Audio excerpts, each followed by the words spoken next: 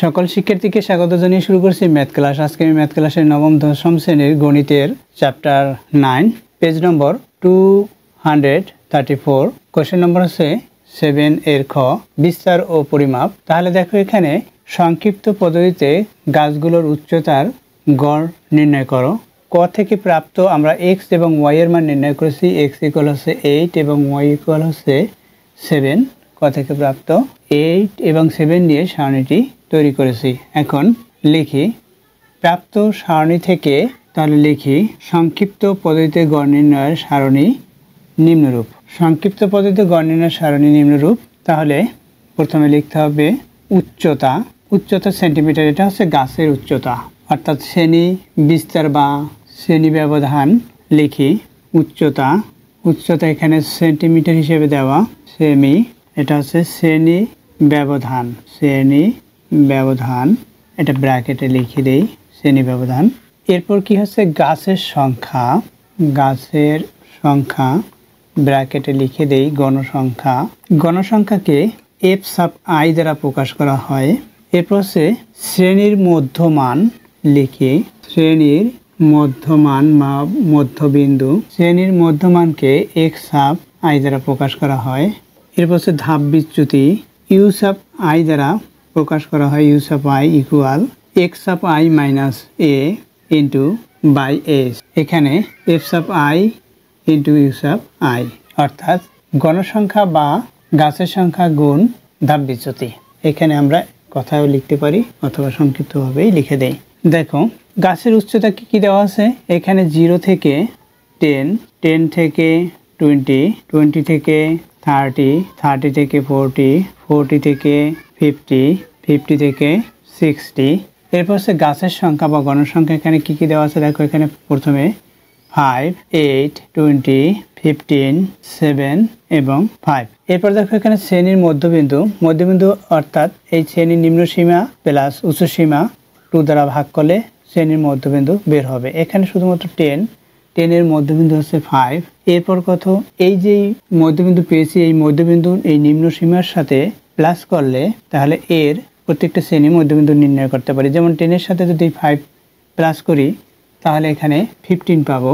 সুতরাং এই শ্রেণী মধ্যবিন্দু 15। অথবা এই নিম্ন সীমা এবং উচ্চ সীমা প্লাস করে 2 দ্বারা ভাগ করলে মধ্যবিন্দু নির্ণয় করতে পারি। যেমন এখানে 30 হয়, 30কে 2 দ্বারা ভাগ করলে 15 হয়।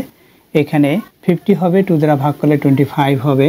অথবা এটার সাথে 5 প্লাস করলেও 25 পাবো। এটার সাথে 5 প্লাস করি 35, এটা 35 পেয়েছি। এখানে 45, এখানে আছে 50, সুতরাং 55 শ্রেণী মধ্যবিন্দু নির্ণয় করেছি।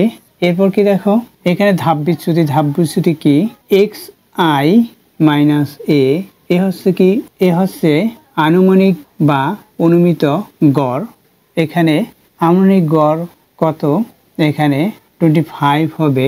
এটা হচ্ছে আনুমানিক বা অনুমিত গড়।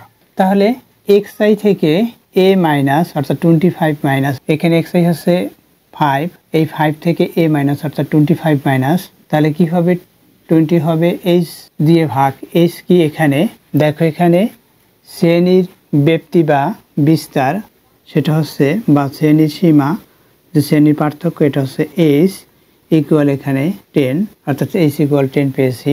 এখানে এন এর মান আমরা বের করতে পারি। এখান থেকে এন এর মান বের করতে পারি কিভাবে, এগুলোর সমষ্টি হচ্ছে এন এর মান, অর্থাৎ গণসংখ্যা বা গাছের সংখ্যা। এখানে প্রশ্নে এন এর মান দেওয়া ছিল এন ইকুয়াল 60, অর্থাৎ 60টি গাছের সংখ্যা ছিল, এটা লিখেছি। এখন এখানে কি, এখানে আমরা ধাপ বিচ্যুতি নির্ণয় করব। এখান থেকে কিভাবে, x I minus x I হচ্ছে এগুলো মাইনাস অর্থাৎ 5 থেকে 25 মাইনাস করলে হবে -20। -20কে যদি এখানে 10 দ্বারা ভাগ করি -2 হবে, তাহলে এখানে -2। এখানে 15 থেকে 25 মাইনাস অর্থাৎ -10 হবে। -10কে 10 দ্বারা ভাগ করলে -1 হবে, তাহলে এখানে হলো -1। এখানে 25 থেকে 25 মাইনাস করি 0 হবে। দেখো এখানে উপরের দিকে এই 0 থেকে উপরের দিকে হচ্ছে, এই 0 থেকে উপরের দিকে ঋণাত্মক, সুতরাং নিচের দিকে ধনাত্মক হবে। অর্থাৎ যেমন এখানে এরপর এটা 1, এটাই 2, এটাই 3, এভাবে হবে। দেখো আমরা হিসাব করে দেখি 1 কীভাবে হয়। এখানে 35 থেকে 25 যখন মাইনাস করব তখন হবে 10, 10 কে 10 দ্বারা ভাগ করি অর্থাৎ h দ্বারা ভাগ, এখানে ডিভাইড h দ্বারা ভাগ করলে 1 হবে অর্থাৎ 10 কে 10 দ্বারা ভাগ করলে 1 হয়। দেখো 1 হলো। এখানে তদ্রূপ এখানে 20 হবে, এটা থেকে যখন এটা মাইনাস করব 20 কে 10 দ্বারা ভাগ করে 2 হবে, তদ্রূপ এটাও 3 হলো। আশা করি এটি বুঝতে পেরেছো কিভাবে ধাপ বিচ্যুতি বের করতে হয়। এরপর কি এখানে fi ui অর্থাৎ এই ui এর সাথে fi এটা গুণ করতে হবে। এখানে -2, এখানে +5 অর্থাৎ -10। এখানে দেখো -1 এইটার সাথে গুণ করি -8 হবে। এরপর 0 দিয়ে এটার সাথে গুণ করি 0 হবে। তারপর 1 দিয়ে এখানে গুণ করি, 1 দিয়ে যদি 15 কে গুণ করি তাহলে 15 হবে, এখানে 15 হলো। 2 দিয়ে 7 কে গুণ করি 14 হলো। এখানে 3 দিয়ে 5 কে গুণ করি 15 হবে, এটা হলো। এখন এখানে সামেশন fi ui নির্ণয় করব। সামেশন fi ui ইকুয়াল কত এটা দেখো, এখানে 18 হয় -18, এখান থেকে মাইনাস হবে। এখানে দেখো এখানে 14 আছে, 10 মাইনাস করে এখানে তাহলে কি হবে 4 হবে। এরপর দেখো এখান থেকে আরও 4 আমরা বাদ দেব, অথবা দেখো এখানে 15, এখান থেকে 3 বাদ দিয়ে দেই তাহলে 18 বাদ হবে। এই 15 বাদ, এখানে 18 যেহেতু হলো, এখান থেকে আরও 3 বাদ দিলে এখানে থাকবে 11, 11 এর সাথে 15 প্লাস করি তাহলে কি হবে 26 হবে, এখানে 26 হলো। দেখো তাহলে এখানে কত হলো fi ui ইকুয়াল 26 হলো।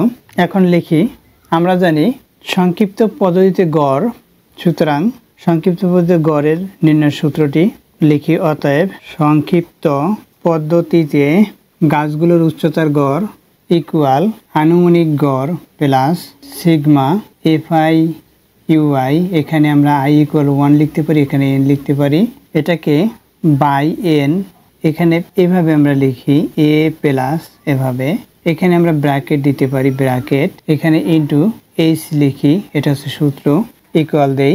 এখানে a এর মান কত ইকুয়াল দেই, a এর মান কত, এর মান হচ্ছে এখানে দেখো 25 লিখেছি 25, এরপর কি সাইন, এখানে প্লাস সাইন।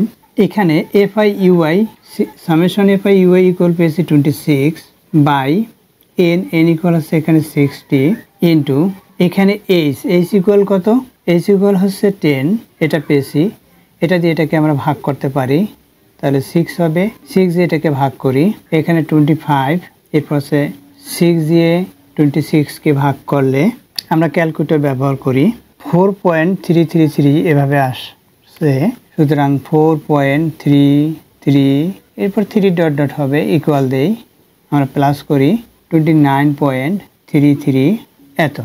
এখানে কি, এখানে দেখো গাছগুলোর গড় উচ্চতার গড় বা গড় উচ্চতা, সেটা উচ্চতাকে সেন্টিমিটারে প্রকাশ করেছে, সুতরাং এটা হচ্ছে সেন্টিমিটার হবে cm, এটা হচ্ছে অ্যান্সার। আশা করি বুঝতে পেরেছো কিভাবে অঙ্কটি করতে হবে। সুতরাং এখানে আনুমানিক বা অনুমিত গড়, এটা যদি আমরা বুঝতে পারি কত হয়, সেটা লেখার পরে এরপর fi ui, আমরা fi এর সাথে ui গুণ করেছি, অর্থাৎ এটার সাথে এটা গুণ করেছি, গণসংখ্যার সাথে বা গাছের সংখ্যার সাথে ধাপ বিচ্যুতি গুণ করে fi ui বের করেছি।